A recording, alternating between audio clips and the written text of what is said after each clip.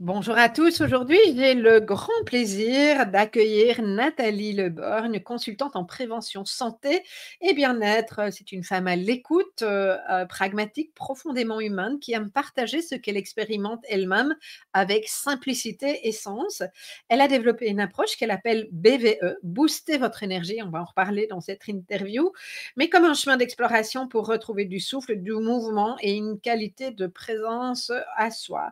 Elle est l'auteure du livre Ostavi, dans lequel elle partage 35 clés pour bouger son corps, vibrer avec son cœur et écouter son intuition. Tout un programme qui fait écho à notre sujet du jour, car dans cet épisode, on va parler de l'importance du corps comme clé centrale de notre énergie. Cette graine de sagesse que beaucoup de femmes apprennent à recultiver après s'être longtemps coupées de leur rythme naturel.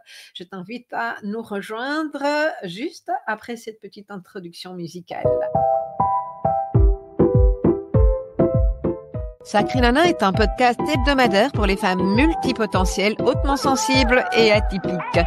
Celles qui ressentent fort, pensent beaucoup, vivent intensément et qui ne s'excusent plus d'être elles-mêmes. Celles qui en ont assez de s'enfermer dans des cases trop étroites pour elles et qui cherchent le chemin pour incarner pleinement leur souveraineté.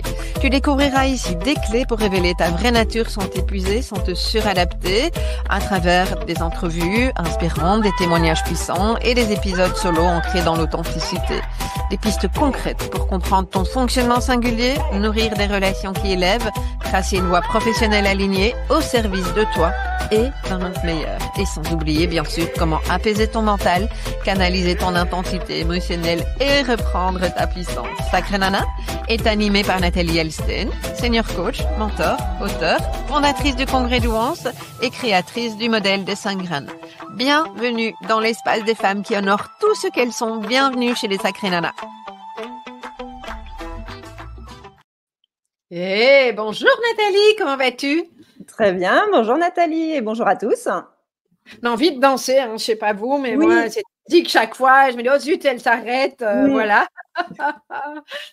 Alors aujourd'hui, on va aborder toute une série d'aspects en lien avec, entre autres, la graine de sagesse, c'est celle qui est à l'honneur, celle qui nous invite à écouter notre corps, à observer nos ressentis, nos expériences pour faire des choix qui sont plus vite.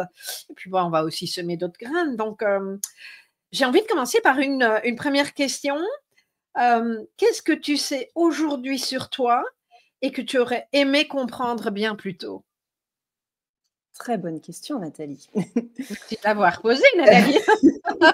Alors, vu que tu me parles du corps, tu vois, c'est vrai que ce que j'aurais aimé savoir, tu vois, c'est vraiment peut-être plutôt de se dire que notre corps, en fait, c'est notre véhicule et que si on n'en prend pas soin, il tombe en panne et qu'on a tendance à l'oublier.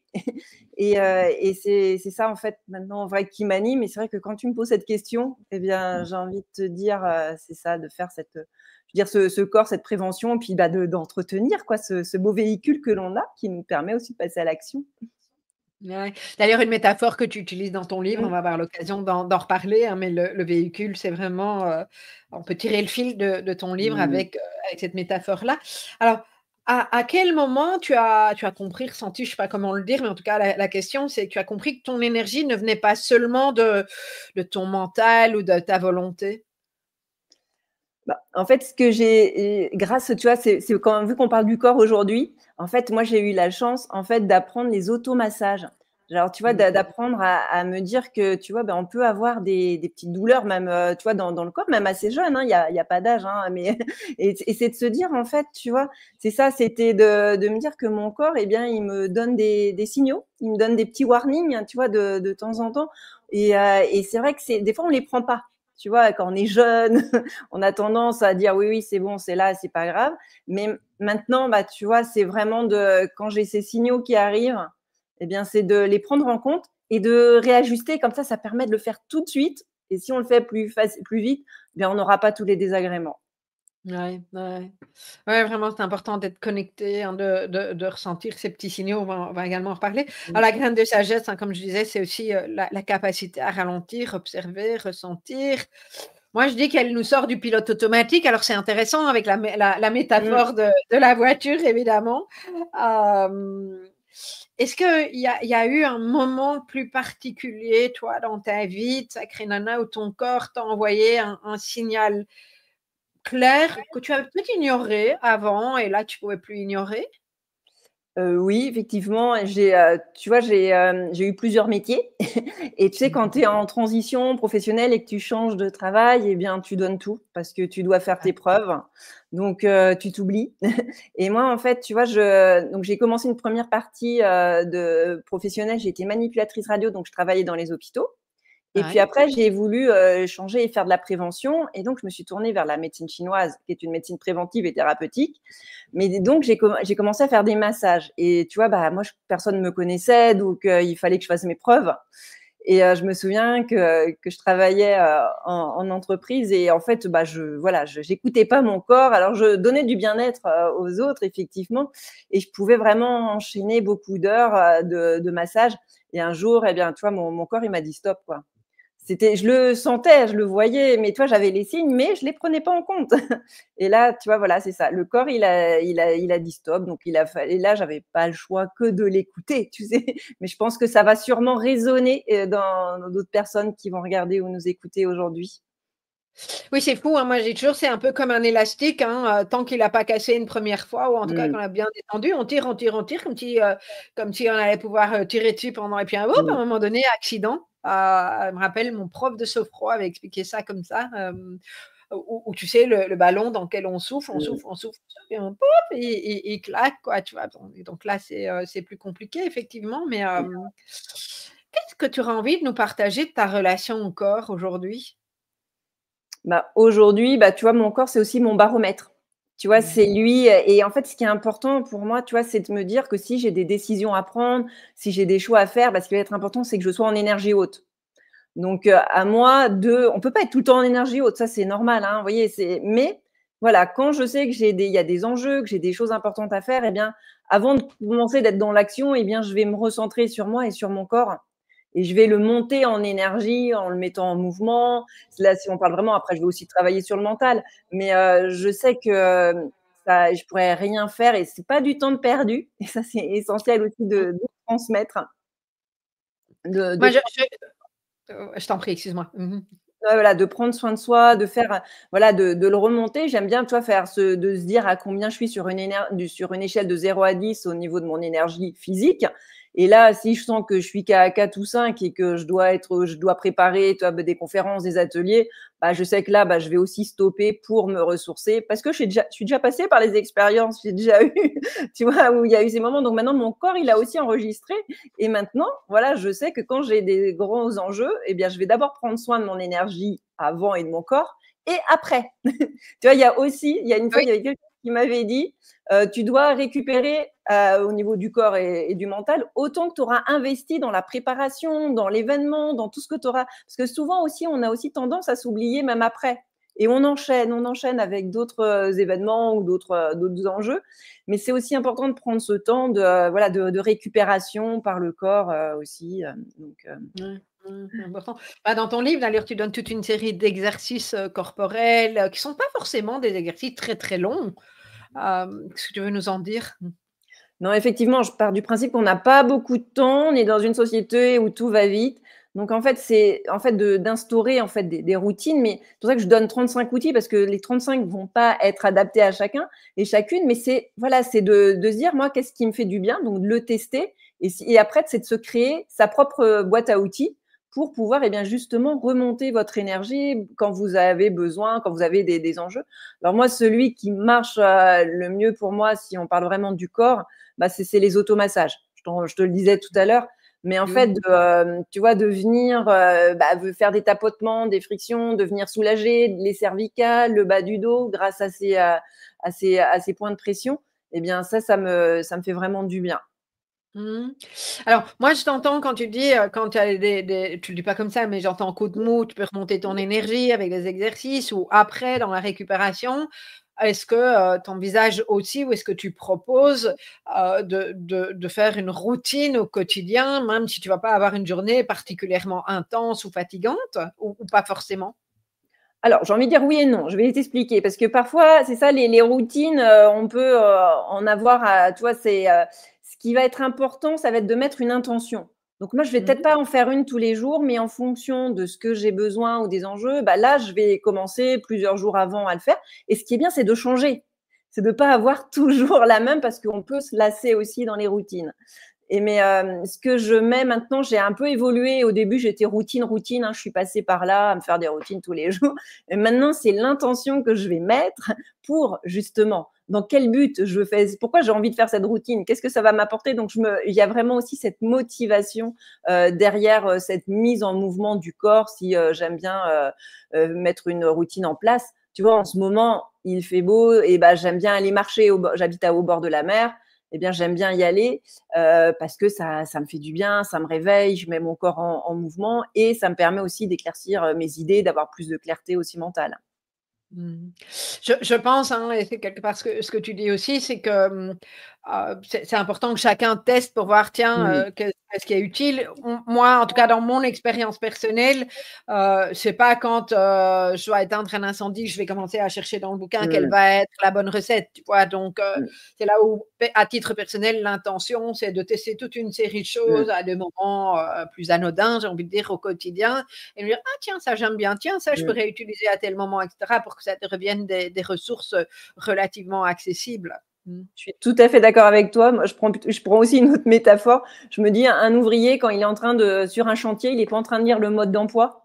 Parce que Non. il va, et donc c'est la même chose pour nous quand on a besoin, si on est stressé, si on a aussi au niveau des émotions, eh bien on peut aussi avoir des hauts et des bas. Bah, c'est pas quand vous serez stressé ou quand vous serez que vous allez vouloir utiliser l'outil. Donc c'est comme je rejoins tout ce que tu dis, c'est de le tester avant. Mais alors, testez-le aussi peut-être de façon ludique, parce que des fois, on dit, oh, j'ai pas envie et tout. Mais voilà, c'est toujours l'intention, ça va me faire du bien. Et quand j'en aurai besoin, eh ben, il y aura un automatisme, un réflexe qui va se mettre en place. Mmh, tout à fait. Alors tu parles dans ton livre de bouger son corps, vibrer avec, son cœur, écouter son intuition. Comment tu vois ces 3 dimensions? Comment elles s'articulent concrètement dans ton quotidien? Ouais, c'est vraiment quand j'ai créé cette méthode, c'est vraiment, c'est ces 3 pôles qui m'animent au quotidien. Quand, c'est vrai que, là, de bouger le corps, tu vois, c'est de mettre ce corps en mouvement. Ça, on vient d'en parler et c'est la base pour moi. Après, une fois qu'on a bougé le corps, qu'on est bien au niveau énergie, qu'on l'a remonté, eh bien, c'est d'aller, vibrer avec le cœur et d'avoir des projets qui nous tiennent à cœur et c'est ça aussi qui nous donne des étoiles dans les yeux pour se réveiller le matin, d'avoir une direction, d'avoir, quelque chose qui, voilà, nous dit, je vais y aller, même, je vais sortir de ma zone de confort peut-être, mais je vais y aller. Et puis, l'intuition, eh bien, ça va permettre de faire un petit peu ce lien, justement, entre ce ressenti corporel qu'on peut avoir et le fait d'avoir ces projets qui nous font vibrer. L'intuition, eh bien, c'est un peu, moi, c'est ma boussole intérieure. C'est le GPS, hein, si on reprend la métaphore de la voiture. Et moi, cette intuition, elle me permet d'être plus vivante, d'oser faire des choses, d'être à l'écoute de mon corps et vraiment d'être aux manettes. En fait, si je vais le faire pour moi, c'est vraiment cette petite voix intérieure. Oui, il y a plein de façons d'aller écouter aussi son intuition. Mais voilà, tout s'articule, tu vois, c'est ces 3 axes qui m'animent et que j'aime transmettre au quotidien. Mmh mh. Et c'est intéressant la le l'intuition pour moi, elle est associée à la graine de sagesse dans mon modèle des Mmh, 5 graines, hein et pour moi, c'est ce qui valide, en fait. C'est ce mmh, qui fait la différence entre la graine de connaissance et où on est dans le mental, mmh, où, il y a toutes les peurs qui arrivent et c'est intéressant parce que toi, tu parles du cœur, hein, vibrer avec mmh, le cœur, de nouveau, je veux dire, c'est s'éloigner de la peur. En tout cas, moi, je sais mmh. pas jusqu'où ça te parle, mais c'est comme ça que je vois les choses, en tout cas. Mmh. Tout à fait, ouais. Alors, quand tu te laisses guider par ton intuition, qu'est-ce que ça change dans ton énergie? Je me sens plus vivante. Tu Mmh. vois? C'est vraiment, tu vois, quand je me laisse guider par cette intuition, que je dois prendre des décisions, c'est vrai que parfois, quand je prends des décisions, c'est pas ce que je voudrais prendre ou tu vois, où mon mental, il me dirait autre chose. Ouais. Mais là, tu vois, j'ai vraiment ce ressenti physique à l'intérieur de moi, j'ai appris à justement à le connaître Et donc, eh bien, voilà, je fais les choses avec cœur, avec authenticité. Et je suis le chemin que je dois vraiment suivre, quoi, et pas le chemin de quelqu'un d'autre. Parce qu'on peut souvent, hein, le regarder les autres, ou on peut être aussi, eh bien, des personnes peuvent vous donner des conseils, mais c'est leurs conseils à eux, c'est pas forcément les vôtres. Mais quand on écoute, voilà, cette petite voix du cœur, eh bien là, c'est vraiment, on le fait pour soi. Mmh mh. Alors toi, tu travailles en entreprise aussi. J'imagine que tu as face à toi des femmes, puisque ici on parle à des sacrées Mmh. nanas. Hem, Est-ce que tu as pu observer, alors en entreprise et peut-être pas que en entreprise Mmh. d'ailleurs, mais qu'est-ce qui se passe au niveau du corps quand ces femmes sont désalignées? Est-ce qu'il y a quelque chose de perceptible dans ton travail? Alors, par exemple, quand elles sont, désalignées, bah, effectivement, bah, j'ai envie de dire, vu qu'on là, on parle aux femmes, mais effectivement, on se sent un petit peu moins centré, des fois manque de motivation aussi, et perte de direction. Tu vois? Moi, je rencontre beaucoup de gens, de femmes, des fois, en fait, qui, bah, elles ont plus leur direction, elles sont plus motivées, et ça, pour moi, c'est aussi la base, d'aller se recentrer, d'aller chercher un pourquoi fort, mais de prendre le temps. Et c'est pour ça, ta graine de sagesse, elle explique bien aussi ce fait de ralentir, parce qu'on sait qu'une femme, elle a plusieurs vies dans sa journée, j'ai envie de dire. Elle a Mmh. toujours plein de choses à faire, et elle a pas le temps toujours de ralentir, mais d'apprendre à se connaître, c'est, aussi une clé. Mais c'est pas du temps de perdu, c'est aussi donner, tu vois? Parce qu'on veut des fois courir, dans tous les sens, mais prendre ce temps. Et tu vois, cette graine de sagesse, elle résume bien ce fait d'observer, de ralentir et de Mmh. ressentir. Mmh, Mmh. mmh, mmh. À ton avis, pourquoi c'est alors d'abord, est-ce que c'est plus compliqué pour les femmes, selon toi, de s'arrêter d'écouter leur corps? Peut-être pas forcément par rapport aux hommes, j'en sais rien mais pourquoi ça peut être compliqué de toute façon? Après, tu vois, j'accompagne aussi des hommes, donc j'ai envie de dire qu'eux aussi, hein, tu vois, on va pas, mais là, vu que ça on s'adresse aux super nanas, on va parler d'elles. Mais Sacré, bon, mmh mh. c'est ouais, c'est sacré nana. En fait, des fois, c'est aussi le fait de l'éducation, tu vois? Mmh. Ne pas s'autoriser à prendre ce temps faut tout le temps être dans l'action. Mais ça, comme je le disais, toi, on va dire que c'est la société qui nous influence aussi. Donc heureusement qu'il y a tes podcasts, heureusement qu'il y a des lignes, tu vois? Heureusement qu'il y a tu vois, de donner de l'inspiration et de se dire que c'est possible. Après, c'est pas de ralentir, de dire: «Bon, je fais plus rien, je mets tout le reste de côté». Non, tu vois? Et c'est pour ça que j'aime, cette théorie des petits pas, ou de prendre juste 5 à 10 minutes, même par jour, et de peut-être mettre une routine en place, d'écouter un podcast. Mais en tout cas, vous voyez, d'aller écouter cette voix intérieure là, et cette voix qui vous fait du bien, pour vibrer, et justement, et peut-être avec un projet qui vous tient à cœur et que vous avez peut-être jamais osé, eu envie de le réaliser. Donc tranquillement, tu vois, voilà, c'est ça, hein, c'est d'y aller, pas à pas, de remonter l'énergie déjà, et après d'aller se connecter à ce qui nous fait vibrer. Oui, et dans le pas à pas, je pense, moi j'ai souvent entendu, j'ai expérimenté également que l'importance il vaut mieux faire 10 minutes tous les jours de façon Mmh. régulière que 2 heures le samedi, d'exercice où ton parce que tu habitues Mmh. ton corps et c'est beaucoup plus important, tu vois? Et en plus, je trouve ça plus facile. Moi perso, enfin, même si c'est pas 2 heures, 1 heure de méditation, Mmh. c'est compliqué pour moi. Mmh.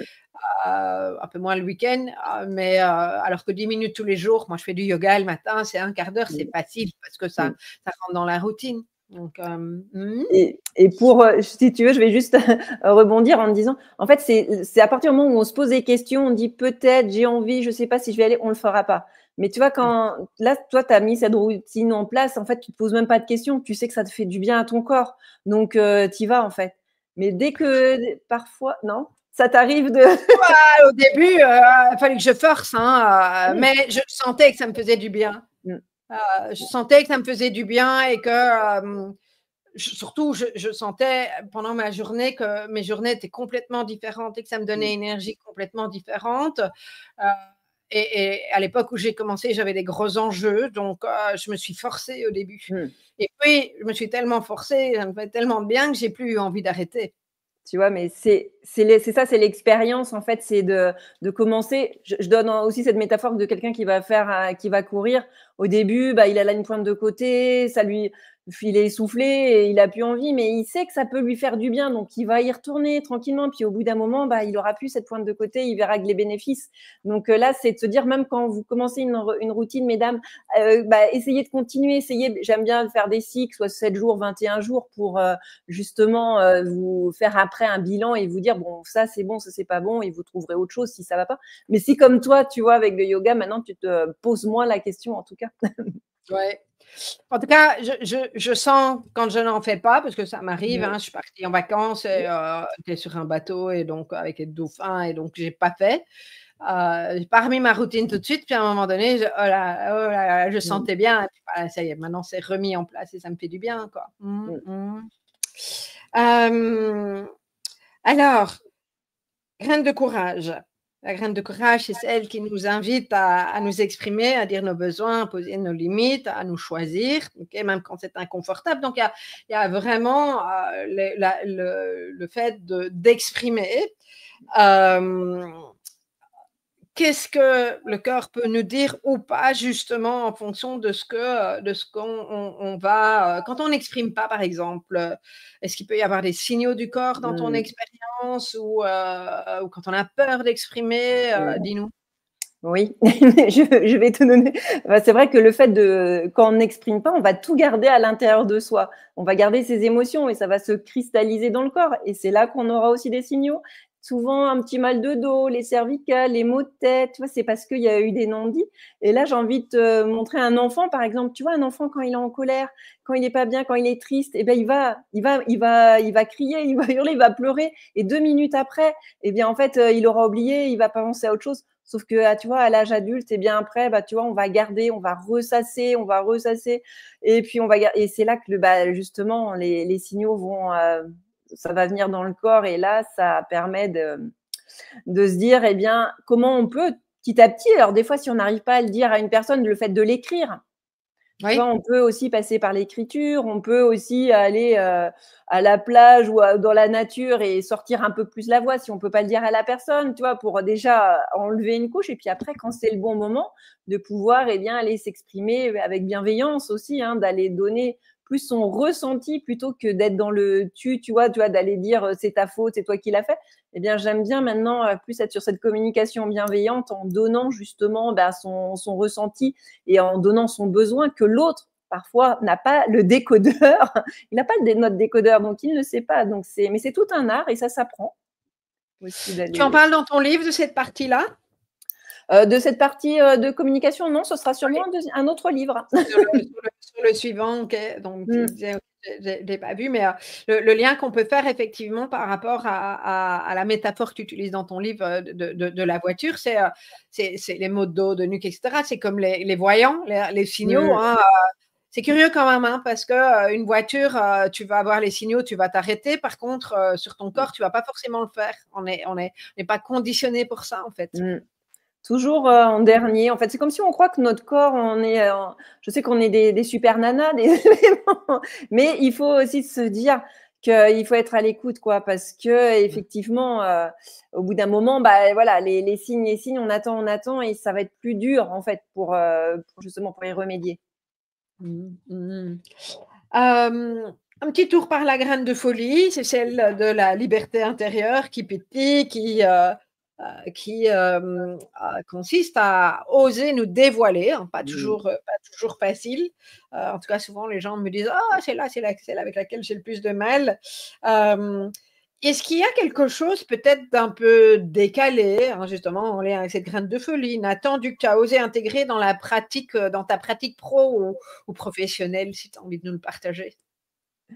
Bah, c'est d'aller en entreprise, tu vois? Et d'aller, même parler d'intuition, tu vois? Ouais. C'est pas facile, ou de développement personnel, et je peux te dire que c'est un gros challenge, mais en fait, faut oser. En fait, c'est oser, et puis après ça va dépendre de la façon dont on l'amène, en fait, on va l'aborder, et en fait, je peux voir que, bah, en fait, on est tous des humains, on a tous des émotions, et en fait, au début, j'avais un petit peu peur, hein, tu vois? D'y aller, mais en fait, j'ai eu des bons retours, en fait. C'est-à-dire que je me souviens même avoir interviewé un chef d'entreprise et lui avoir parlé d'intuition, et en fait, moi, j'avais un peu peur de la réaction réaction. Il me dit, mais heureusement que j'utilise mon intuition au quotidien avec toutes les décisions que j'ai à prendre. Mais si je n'utilisais pas mon intuition, je veux dire, je pourrais pas prendre autant de décisions et avancer aussi rapidement. C'est génial à entendre, hein, ouais, voilà, mais alors Graines de folie, c'est celle où on ose, tu viens de parler d'oser, rêver grand, hein, tu l'as glissé, comme un aspect que tu n'as pas l'habitude d'aborder. Qu'est-ce que c'est rêver grand pour toi, Nathalie? Oui, évidemment, c'est vrai que au début, tu sais, même déjà le mot de rêver, c'est pas toujours facile à se dire. Est-ce que de s'autoriser à rêver, alors en plus de rêver grand, c'est encore plus grand. Mais alors, qu'est-ce que tu vois? Alors, je vais te donner quelque chose. Ça fait des années que je suis en train de reporter. C'est pas de faire un saut en parachute, c'est de faire du parapente. Mais je pense que ça fait 20 ans que j'ai envie de le faire et que, tu vois, je n'ose pas. Donc, et j'ai pas encore de déclic. Je me dis qu'il va sûrement venir, tu vois, mais je rêve, je le sais, hein, tu vois, j'avais même fait un tableau de vision, je l'ai mis parapente, ça fait plusieurs années. Donc, peut-être que le fait de le dire à ton antenne, dans ton podcast, peut-être qu'il va, tu vois, le fait de le dire à haute voix, tu vois, on parlait tout à Oui. l'heure de le dire. Eh bien, maintenant, je vais me dire, je l'ai dit, je vais aller le faire. Je te donnerai. Alors, merci pour ce partage parce que ça me permet aussi de le relier aux 5 graines. La graine de courage, quand tu dis les choses, tu incarnes dans la matière, tu commences à matérialiser. Donc voilà, peut-être qu'effectivement, c'est une première étape pour avoir ce petit grain de folie et tester en tout cas. Chouette, chouette en tout cas. En quoi le corps peut nous aider à rêver grand ou pas? Pour moi, le corps, il peut m'aider à rêver grand si je l'entretiens, en fait. Si je suis, tu vois, le fait de me dire, je prends soin de mon corps, je vais pouvoir encore rêver plus grand et justement faire des choses encore, sortir de ma zone de confort. Mais tu vois, c'est vu que le corps, c'est le véhicule, c'est de se dire, voilà, si je veux, en tout cas, rêver grand, si je veux avoir encore des plus gros projets, eh bien, ça va être de l'entretenir, d'en prendre soin. Alors moi, je dis aussi que le corps, prendre soin et mobiliser son énergie dans le corps en méditant, enfin toute une série de pratiques dont tu parles exactement, enfin également, pardon, dans ton livre, c'est aussi sortir de ce que le cerveau essaye de nous raconter dans son mode survie. Bon, alors ça fait partie de ce que j'aime bien mettre en avant, tu vois? Donc, moi, en tout cas, je vois, j'ai interviewé toute une série de personnes et je vois que les personnes qui vont loin dans dans leurs rêves, dans leurs ambitions et cetera, sont toutes des personnes qui sont à l'écoute de leur corps et qui prennent soin de leur corps. Chacune à sa manière, hein, ça, je pense que tu l'as bien mis en avant, hein, mais voilà.